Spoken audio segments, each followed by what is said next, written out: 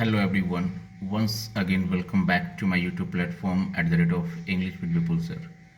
तो आप जानते हैं कि आज क्रैश कोर्स का डे 3 है और आज हम लोग काफ़ी जैसा कि आप देख पा रहे होंगे magical concept of English grammar है ना, इसके ऊपर हम लोग डिस्कस करने वाले हैं। यानी कि आज हम लोग अपने एग्ज़ाम के लिए आज का आपको एक बता दूं कि आज जो भी वीडियो आपके सामने है, इस वीडियो का प्लस पॉइंट ये है कि अपने एग्ज़ाम के अंदर इससे पक्का गारंटीड 1 या 2 मार्क्स का ऑब्जेक्टिव तो आना चाहिए। मैं ये नहीं कहूँगा कि पक्का आएगा ही आएगा, आप 2 घंटे की वीडियो देख लो 95 मार्क्स आ जाएंगे, ऐसा कुछ भी नहीं होता है। अगर 2 घंटे की वीडियो देखने से 95 मार्क्स आते या 100 मार्क्स में 100 मार्क्स आ जाते तो फिर सभी बच्चे बेवकूफ़ हैं जो 1 साल पढ़ाई कर रहे हैं। थंबनेल देख के बेवकूफ़ न बने। और आजकल यूट्यूब के ऊपर काफ़ी ज़्यादा टीचर्स एक दूसरे के पीछे पड़े हुए हैं। कोई किसी की किसी में गलती निकाल रहा है, कोई किसी में गलती निकाल रहा है, और आप सब बच्चों में भी कमी है। आप लोग भी कंटेंट को चेक नहीं करते हैं, मान ली सब्सक्राइबर्स देख के इनका इतना सब्सक्राइबर है वहाँ जुड़ जाते हो। तो आप लोग मेरा रिक्वेस्ट है हम्बल कि ये मनगढ़ंत या जो बहकावे वाली थंबनेल्स उसके ऊपर ध्यान न दें। अच्छे से पढ़े, अभी समय है आपके पास।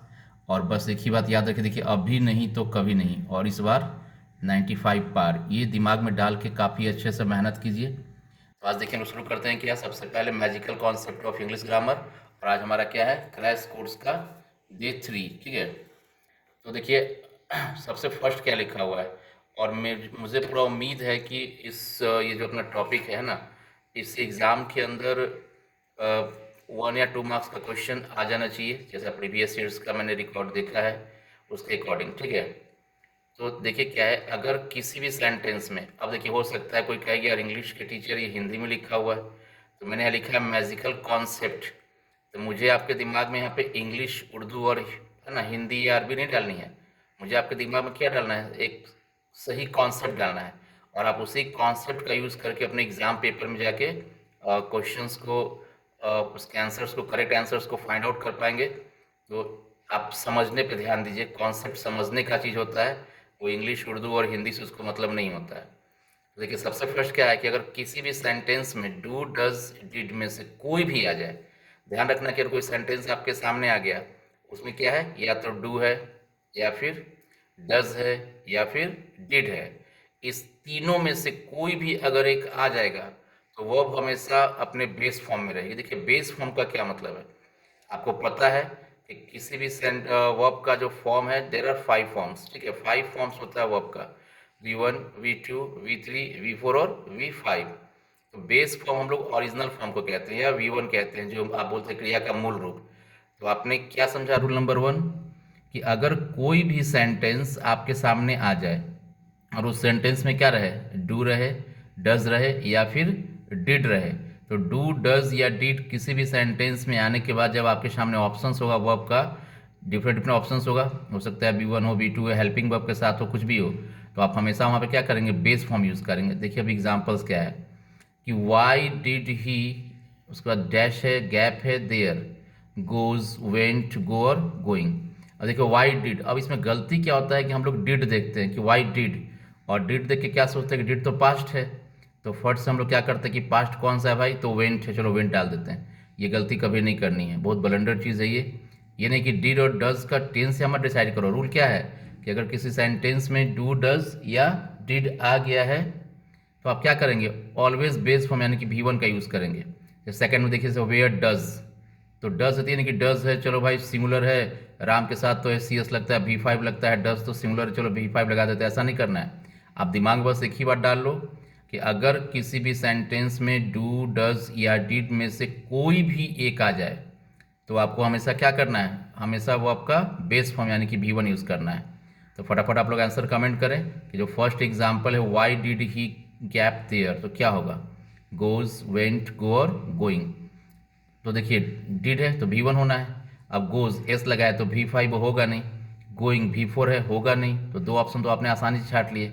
अब बच गया वेंट और गो, तो बेस फॉर्म को चुनने में कोई दिक्कत नहीं होती है। क्यों, क्योंकि यहाँ पे साफ साफ गो है, तो गो आपका बेस फॉर्म है, चूंकि उसी से क्या हुआ, बाकी सारे फॉर्म्स का निर्माण होता है। तो फर्स्ट का आंसर क्या हो जाएगा, गो। जिनका जिनका करेक्ट है वो कमेंट करें। वेयर डज राम, देखिए लिव्ड हैज़, लिव, लिविंग। अब देखिए यहाँ पे क्या है, ऑप्शन को छाटिए पहले। हैज़ लिव ये ऑप्शन कभी होगा? कभी नहीं। क्यों? क्योंकि हैज़, हैव और हैड के साथ हमेशा वर्ब का थर्ड फॉर्म लगता है। लिविंग होगा नहीं, क्योंकि डज है, तो आपने पढ़ा है कि डू डज डिड के साथ भी वन, तो इसका आंसर क्या हो जाएगा? लिव। तो फर्स्ट का आंसर गो, सेकंड का लिव। चलिए बढ़ते अपने दूसरे मैजिकल कॉन्सेप्ट की तरफ। डू डज डिड के साथ कभी भी हैज़ या हैड का यूज़ नहीं होता है, हमेशा क्या होता है? हैव का यूज़ होता है। अभी देखिए बहुत सारे लोग, क्यों होता है, कैसे होता है, ये क्रैश कोर्स है। अगर आपको इतना ही पढ़ना था तो आपको स्टार्टिंग से शुरू करनी थी। तो अब याद रखिएगा कि क्रैश कोर्स है, और अब इस कोर्स का मकसद यही होता है कि आपके दिमाग में उन बातों को डालना जो एग्ज़ाम से डायरेक्ट रिलेटेड है ना। और कुछ भी इधर उधर की बातें मत लाइए, क्यों हुआ, कैसे हुआ, ऐसा होता तो क्या होता, ये सब चीज़ों को छोड़ दीजिए। बस कॉन्सेप्ट को समझिए, रटिए, जो करना है कीजिए, बट मार्क्स आपके आने चाहिए। डू डज डिड के साथ कभी भी क्या करना है? हैज़ और हैड का यूज़ नहीं करना, हमेशा हैव का यूज़ करना है। तो दिमाग में डाल लीजिएगा। देखिए बात वही है, नंबर 1 में वही बात मैंने नंबर 2 में भी कही, लेकिन मैंने इसको इसलिए अलग से एक्सप्लेन किया क्योंकि बहुत सारे बच्चे कंफ्यूज हो जाते हैं। तो क्रैश कोर्स का मकसद है आपको हर पॉइंट के ऊपर क्लियरिटी, जो भी पॉइंट मैं बताऊं वो बिल्कुल क्लियर हो। तो आप याद रखना है कि डू डज डिड के साथ आप कभी भी हैज़ या हैड, इन दोनों में से किसी का यूज़ नहीं करेंगे। अगर आपके सामने ऑप्शन में हैज़, हैव, हैड है और डू डज डिड है, तो आप यहाँ पे हमेशा क्या यूज़ करेंगे? हैव का यूज़ करेंगे। देखिए जैसे एग्जाम्पल है, आई डिड गैप ओपन, फिर बच्चा वही गलती है, डिड देखता है, डिड तो पास्ट है, तो बोलता है यार हैड तो है पास्ट, चलो हैड फिलअप कर देते हैं। तो ऐसा नहीं करना है। या नीचे डज है, या फिर वो ही को देखता है, ही के साथ तो हैज़ लगता है, चलो फट से हैज़ लगा देते हैं। नहीं, आप याद रखो डू डज और डिड के साथ हैज़ और हैड कभी होता ही नहीं है, हमेशा क्या होता है? हैव होता है। तो दोनों में अपना करेक्ट ऑप्शंस को आप मार्क कीजिए। क्लियर है? फर्स्ट में क्या होगा? हैव, और सेकंड में भी क्या होगा? हैव। इसको सब्जेक्ट या कोई चीज़ से, टेंस से कोई मतलब नहीं है, डू डज डिड के साथ हमेशा हैव ही लगता है। देखिए थर्ड है, हैव हैज़ हैड के साथ हमेशा भीतरी क्रिया का तीसरा रूप लगता है, ये याद कर लेना है। Have has had, they had gap their job, I have gap many poems. अब देखिए दे हैड है, उसके बाद आपको है कंप्लीट, कंप्लीटेड, कंप्लीटेड, कंप्लीट्स, जो भी ऑप्शंस दिया हुआ है। I have gap many poems, wrote, writing, written. तो क्या रूल है कि हैड, हैव और हैड के साथ क्या था? भीतरी। तो फटाफट कमेंट कीजिए क्या होगा? दे हैड कंप्लीट होगा, कंप्लीट तो V1 है, होगा नहीं। देखिए लास्ट में कंप्लीट से V5 होगा नहीं, बचा कौन सा? कंप्लीटेड। कंप्लीट का V1 कंप्लीट, V2 कंप्लीटेड, और V3 भी क्या होता है? कंप्लीटेड होता है। आई हैव, देखिए रोट, राइटिंग, तो राइटिंग तो होगा नहीं क्योंकि राइटिंग में ING लगा हुआ है, V4 है। रोट क्या? V2, तो बच गया क्या? रिटन। देन देखिए नंबर 4 है, मॉडल्स के साथ, है ना, मॉडल्स के साथ हमेशा वर्ब का बेस फॉर्म लगता है, ये काफ़ी इंपॉर्टेंट है, इसको ध्यान रखिएगा। क्या रहता है मॉडल्स के साथ? हमेशा आपका कौन सा फॉर्म? Base form. अब मॉडल्स कितने हैं टोटल? 13 हैं। अब देखिए मैंने यहाँ पर लिख दिया can, could, may, might, shall, should, will, should, will, would, use to, ought to, need, dare, must. तो ये 13 मॉडल्स हैं, कोई मोडाल्स भी कहता है, तो you don't have to worry, आपको जो अच्छा लगे वही बोलिए, है ना। तो यहाँ पे प्रोनाउंसिएशन को लेके आप कंफ्यूज मत होंगे कि मॉडल्स और मोडाल्स दोनों वे जो प्रोनाउंसिएशन के हैं दे आर करेक्ट, आप अपने हिसाब से यूज़ कर सकते हैं जो टंग आपको अच्छी लगे। हर लोकेलिटी के हिसाब से भी कई बार प्रोनाउंसिएशन चेंज होते हैं। तो मॉडल्स के साथ क्या लगना, हमेशा आपको भर का बेस फॉर्म, जैसे यू में, तो मे क्या है? एक मॉडल है। अब आपको, आपने अगर इतना खाली याद किया कि मॉडल्स के साथ V1 या बेस फॉर्म जो भी आपका है, और आपको मॉडल्स पहचानने नहीं आएगी तो आपको प्रॉब्लम हो जाएगा। और आप जानते हैं कि 12 में आपको मॉडल्स टॉपिक से भी क्वेश्चंस आते हैं, एक सेपरेट टॉपिक है जिसको आपको पढ़ना है, सारे मॉडल्स के यूज़ के बारे में पढ़ना है। तो मॉडल्स कितने हैं? 13। तो आप पूरे 13 को ध्यान रखिएगा। और मॉडल से हमेशा क्या था? V1। देखिए यू में गैप नाउ, ही मस्ट, देखिए मस्ट के बाद यूज़ करना है, मे के बाद यूज़ करना है। तो फटाफट आप कमेंट कर लेंगे कि मे के साथ क्या होगा और मस्ट के साथ क्या होगा। देखिए नंबर 5 काफ़ी इंपॉर्टेंट है, 5 क्वेश्चंस पूछा हुआ क्वेश्चन है, और अक्सर इसमें जो सबसे बड़ा ब्लंडर है वो देखिए वहाँ लिखा हुआ है, वन को हमेशा वंस फॉलो करता है। फॉलो मतलब वन के बाद हमेशा क्या आएगा? वंस आएगा, हिज नहीं। जबकि मोस्ट ऑफ द बच्चा वन के साथ हिज का यूज़ करता है। तो बिल्कुल अच्छे से दिमाग में डाल लो कि वन को हमेशा वंस फॉलो करता है, हिज नहीं।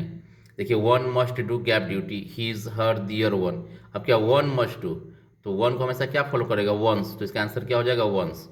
देखिए नंबर 6, ये अक्सर बहुत बच्चे क्लास के अंदर भी पूछते हैं, बहुत से लोग कंफ्यूज भी रहते हैं इसमें। क्या है कि आई, जो कि एक प्रोनाउन है, आप सब जानते हैं कि प्रोनाउन है, आई है, ही है, सी है, इट है। बाकी सब में तो डाउट्स नहीं होता है क्योंकि बाकी सबका क्लियर है कॉन्सेप्ट। लेकिन आई एक एक्सेप्शनल केस, और इससे बड़ा कन्फ्यूज़न है, कहीं V1 तो कहीं V5 का यूज़ होता है। तो मैंने क्लियरली इसको लिख के समझा दिया। देखिए आई के साथ अगर वर्ब यूज़ करना हो, सिंगुलर या प्लूरल, तो V1 क्या होता है, प्लूरल होता है। देखिए लिखा हुआ आई के सामने मैं लिखा है V1, उसको टिक किया हुआ है, V5 क्या है, गलत है। अगर डू और डज में है तो कौन सा होगा, डू। अब देखिए बोलेगा डिड क्यों नहीं लिखा, डिड तो पास्ट है, तो पास्ट को सब्जेक्ट के पर्सन या टेंस, पास्ट को जो है वो उसको सब्जेक्ट के पर्सन से या उसके नंबर से कोई मतलब नहीं होता है। सब्जेक्ट सिंगुलर है तो भी आप लगा सकते हो डिड, सब्जेक्ट है प्लूरल तो भी आप लगा सकते हो डिड, सब्जेक्ट है फर्स्ट पर्सन, सेकंड पर्सन या थर्ड पर्सन तो भी आप डिड लगा सकते हो। जैसे मैं डिड के बारे में कोई डिस्कस नहीं किया है।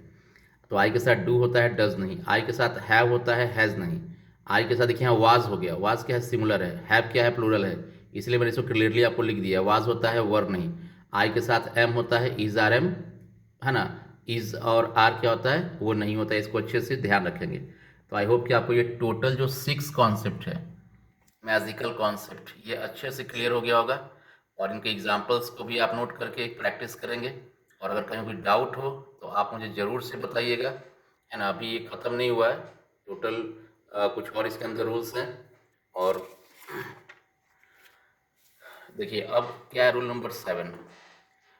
ये भी क्वेश्चंस बोर्ड के अंदर पूछा हुआ क्वेश्चन है कि अगर किसी सेंटेंस की शुरुआत लेट से हो, LET लेट, अथवा अगर किसी सेंटेंस से हो लेट से हो, तो 2 बात का ध्यान रखना है। ठीक है, पहला क्या रखना है कि वर्ब हमेशा बेस फॉर्म होगा। अगर लेट है किसी सेंटेंस के शुरुआत में और आपको वर्ब का यूज़ करना है तो हमेशा बेस फॉर्म। बेस फॉर्म का मतलब मैंने अभी बताया कि बेस फॉर्म मतलब क्या, वर्ब का ओरिजिनल फॉर्म, उसको ध्यान रखना है। और दूसरा सब्जेक्ट जो होगा प्रोनाउन, है ना। अगर प्रोनाउन है सब्जेक्ट यहाँ पे तो क्या होगा, हमेशा वो ऑब्जेक्टिव केस में होगा, इसको ध्यान रखना है। देखिए जैसे मैं लिखा है लेट आई गो, अब लेट है और वहाँ पे मैंने क्या लिख दिया, आई। तो आई क्या है, प्रोनाउन है, और आई क्या है, ये आपका सब्जेक्टिव केस में हो गया। तो देखिए क्रॉस किया, क्या लिखा, मी लिखा हुआ है। और सेकंड में क्या, देखिए लेट मी केम, मैंने क्या बोला है कि अगर लेट से शुरू हो तो 2 बात का ध्यान, अगर लेट रहेगा तो वो हमेशा बेस फॉर्म V1, और सब्जेक्ट हमेशा ऑब्जेक्टिव फॉर्म से आई का मी। तो लेट मी, लेट ही नहीं लेट हिम, लेट वी नहीं लेट अस, लेट दे नहीं लेट देम, लेट सी नहीं लेट हर। तो ये बिल्कुल क्लियरली ध्यान रखना कि लेट के साथ हमेशा जब सब्जेक्ट आएगा प्रोनाउन के फॉर्म में, नाम है तो कोई दिक्कत नहीं है, राम मोहन सोहन कुछ भी हो सकता है, लेकिन प्रोनाउन आएगा तो हमेशा ऑब्जेक्टिव फॉर्म में। और लेट वाले केस में वर्ब हमेशा बेस फॉर्म यानी कि V1 में होगा। क्लियर है। देखिए अब नेक्स्ट है नंबर 8। ये भी मैंने क्या बोला आपको कि मिनिमम 1 से 2 मार्क्स, इतना तो एकदम गारंटेड है कि आपके इस टॉपिक से आ जाएगा जो मैंने आज आपको बताया है। ये डे 3 का, इसको इंपॉर्टेंट है, इसको बहुत ध्यान रखिएगा। अगर सेंटेंस में वुड यू रहे, क्या रहे, वुड यू, तो V1 बेस फॉर्म का यूज़ करना है। लेकिन अगर वुड यू माइंड है, मतलब माइंड वर्ड अगर आ गया, तो आपको क्या करना है, V4 यानी कि वर्ब प्लस ING का यूज़ करना है। ध्यान रखना है कि वुड यू है तो V1, और वुड यू माइंड यानी कि माइंड वर्ड आ गया है तो क्या लगाना है, V4। अब देखिए would you mind gap the window, देखिए मैंने ऑप्शंस काटा हुआ है, गलती मैंने लिख दिया था तो नीचे करेक्शन किया है। तो वुड यू माइंड, अब देखिए दोनों, और एक है would you gap the door, दोनों के लिए ऑप्शंस मैंने सेम डाला है, open opening, open door, or opening. अब ऊपर देखिए माइंड वर्ड आ गया है, तो याद रखना कि अगर माइंड वर्ड आ गया है तो क्या लगाना है, V4 लगाना है। तो would you mind opening the door, और नीचे वुड यू, तो वुड यू है तो मैंने वहाँ क्या लिखा, वुड यू रहेगा तो बेस फॉर्म V1, तो would you open the door. Number 9 देखिएगा क्या लिखा हुआ है, इंपॉर्टेंट फिक्स प्रीपोजिशंस। कुछ प्रीपोजिशंस है फिक्स और बोर्ड के लिए इंपॉर्टेंट प्रीपोजिशंस है, और इसमें अक्सर गलती होता है। प्रीपोजिशन में गलती क्या करते हैं बच्चे की, वो हिंदी करते हैं। याद रखिएगा, एक बात मैं बता दूं आपको कि ग्रामर जो होता है उसको हिंदी से आप बनाएंगे तो चांसेस 4 to 5% है सही होने का। ग्रामर को हमेशा रूल्स चाहिए, है ना। तो और प्रीपोजिशन में तो खास करके आप फंस जाते हैं। जैसे अगर आप बोलते हो सपोज कि मैं पटना में रहता हूँ, तो आप क्या बोलते हो, आई लिव इन पटना। वही कि किसी गांव के, जैसे सपोज मैं बीटा में हूँ, मैं बीटा में रहता हूँ, तो आई लिव एट बीटा। देखिए दोनों में है, लेकिन एक जगह एट है एक जगह इन है। वह नदी में कूदा, तो क्या होता है, ही जम्प्ड इनटू हो जाता है, जम्प्ड इनटू। तो देखिए मे के लिए सब जगह अलग अलग हो रहा है, तो इसलिए ध्यान रखना है कि प्रीपोजिशन बहुत ही इंपॉर्टेंट टॉपिक और समझने वाली टॉपिक है। मैंने कुछ फिक्स प्रीपोजिशन लिखा जो एग्जाम्स के पॉइंट ऑफ व्यू से काफ़ी इंपॉर्टेंट है। देखिए सीनियर, जूनियर, अपोजिट, इनके साथ हमेशा क्या लगता है, टू।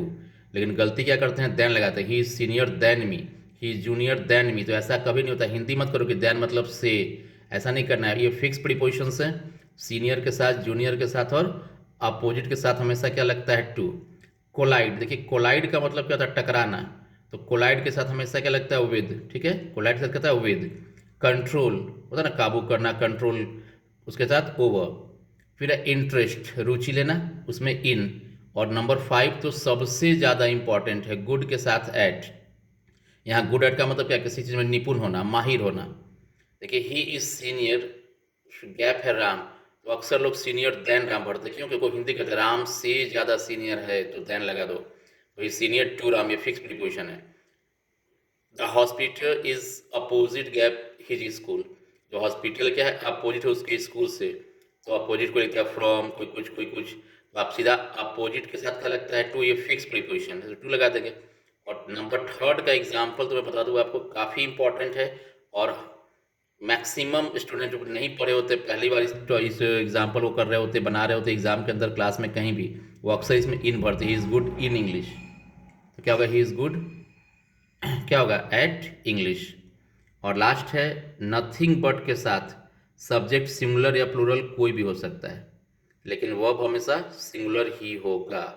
देखिए नथिंग बट डॉग है ना, तो हम लोग फट से यहाँ इस तो भर देते हैं, लेकिन नथिंग बट डॉग्स देखिए फट से आर भर दो, डॉग से आर भर दो, लेकिन रूल समझिए क्या, नथिंग बट के साथ सब्जेक्ट सिंगुलर, लेकिन नथिंग बट डॉग है ना, सब्जेक्ट सिंगुलर है, या प्लूरल, अब प्लूरल कोई भी हो सकता है, नथिंग बट डॉग्स प्लूरल है, लेकिन दोनों केसेस में when the subject is singular और the subject is plural, the verb use will be always singular, तो इसका तो वर्ब हमेशा क्या होता है, सिंगुलर, दोनों केस में क्या हो जाएगा, इज। तो आई होप कि आपको ये वीडियो आपके लिए काफ़ी बेनिफिशियल साबित होगी और आपको समझ में आया होगा सारा पॉइंट। फिर भी अगर कहीं कोई दिक्कत हो, परेशानी हो, तो आप मुझे बताएं, उसके ऊपर ज़रूर वर्क किया जाएगा। मेरा तरीका थोड़ा ट्रेडिशनल है ना, जहाँ स्मार्ट बोर्ड का दौर है वहाँ पे बड़ी बड़ी बातें की जा रही है, लेकिन यहाँ पे मैंने सिंपल रूप में आपको समझाया है, तो आप समझिए, समझने से मतलब है स्मार्ट बोर्ड हो या कुछ भी हो, आप यहाँ पे अच्छे से इसको देख लीजिए, है ना, उसको स्क्रीनशॉट ले लीजिए, जो भी आपको जिस तरीका से सुविधा और स्क्रीनशॉट से अच्छा है, कॉपी में नोट करके पढ़ें। तो अगर आपको ये वीडियो बेनिफिशियल लगी है तो इसको ज़रूर से लाइक करें, कमेंट करें और फ्रेंड्स के साथ शेयर ज़रूर कर दें, और सब्सक्राइब ज़रूर करें, क्योंकि आपका ये छोटा सा थंब का एक्टिविटी हमारे लिए एक मोटिवेशन का काम करता है, एनर्जी का काम करता है। चलिए, थैंक यू।